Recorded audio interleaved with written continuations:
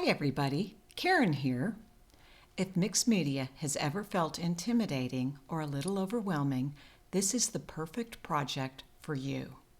Today, I'm breaking down these two lovely mixed media tags into 11 simple, stress-free steps that any beginner can master. No pressure, no rules, just layers, play, and a whole lot of fun. All right, let's get started. We're going to begin by creating an ink smoosh background. I'm dabbing 3 shades of water-based reactive ink onto my craft mat, then spritz it generously with water. I place my watercolor paper on top, add a little pressure with an acrylic block, and let it sit for anywhere from 1 to 5 minutes. You can let this air dry or use a heat tool. I created 2 background panels here, and you can see how different they turned out. The panel on the left was spritzed with more water, which gives a loose watercolor look. And if your panel warps or curls at all, I like to flatten it inside a book once it's dry. We're already on step 4. I like to use my tag die as a viewfinder to decide which part of my panel I want to feature. This is such a helpful trick, especially for mixed media. Once I'm happy, I tape the die in place, run it through my die cutting machine, and voila! 2 tags ready to go. Now, let's start layering.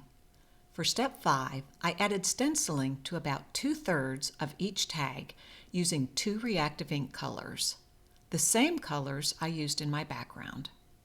You can use any stencil you have. I chose 2 very different designs, and I love how they both turned out. I'll list all the supplies I'm using in the video description so you can check them out later. The tag is coming along nicely. Step 6. I love adding circles, numbers, and little emblems to mixed media backgrounds. Hero Art's Vintage Maps and Ledgers and Vintage Postmarks and Tickets are my go-to stamp sets for this style. But truly, you can use almost any stamps you already own. Step 6 is second generation stamping, which is perfect for adding subtle texture. Ink your stamp once onto scrap paper, and then immediately stamp onto your tag. If you're using a MISTI, you can stamp several images at once, then switch stamps and repeat. Hero Art's Reactive Root Beer ink is my favorite mixed media color. It's perfect for adding that aged, grungy look. I'm showing you both the MISTI and acrylic block methods here, so you can choose what feels best for you. And remember, mixed media is all about slowly building layers. Hero Art's transfers are such a fun and easy way to add interest. Today I'm using the grids and icons, mixed media transfers, and I love how much variety comes in one pack. I cut out a section that will cover about 40% of my tag. Place a piece of scrap paper underneath the tag, peel off the backing, angle the transfer just slightly for a vintage feel, and rub it down with a bone folder. You can also use the popsicle stick that comes in the package. Peel it away, and just like that, you've added another beautiful layer. I repeat the process with a ledger design on my second tag. So now we've added our 3rd layer to our watercolor tags. All right, let's keep going. Step 8 is one of my favorites, inking and grunging up the edges. This is where the tag really starts to transform. I continue using Blue Hawaii and Root Beer reactive inks, blending around the edges to add depth and contrast. You could absolutely use just one color here, but I thought it would be fun to combine blue and brown for a little added interest. In this video, I'm focusing more on the process than the exact products. Remember, there are no rules. Use what you have. That's the beauty of mixed media. And I'd love to know which step feels the most intimidating at first, and which step looks like the most fun to you. I'd love for you to leave a comment. We are almost done with step number 8, distressing the edges. Let's take a look. What do you think after layer 4?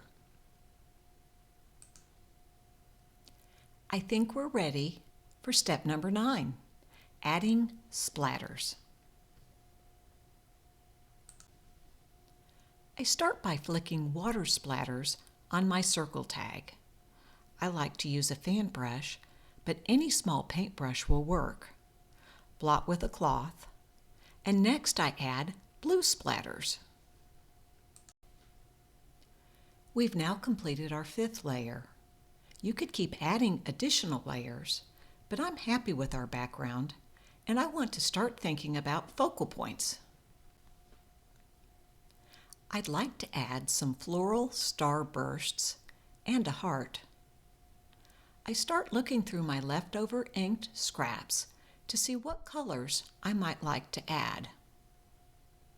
So far, I'm thinking an orangey red and a yellow.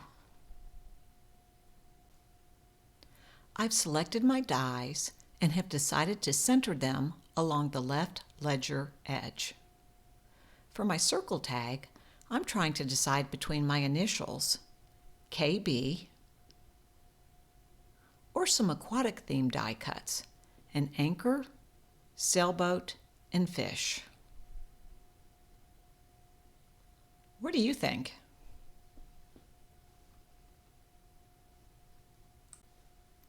I went with the die cut initials. I die cut the K from a brick red scrap.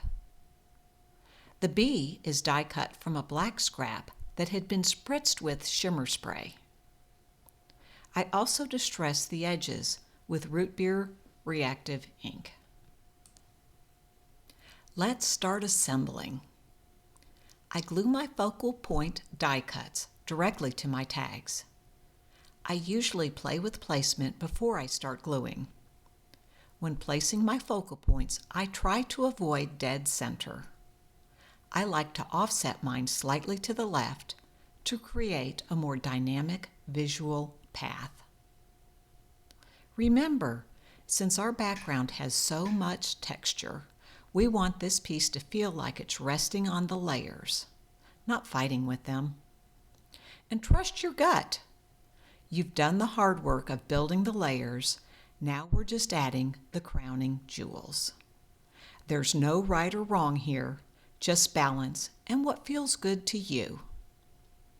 And remember, mixed media is very forgiving, and those little imperfections are part of the charm. In my opinion, mixed media projects are the most fun, so play and experiment.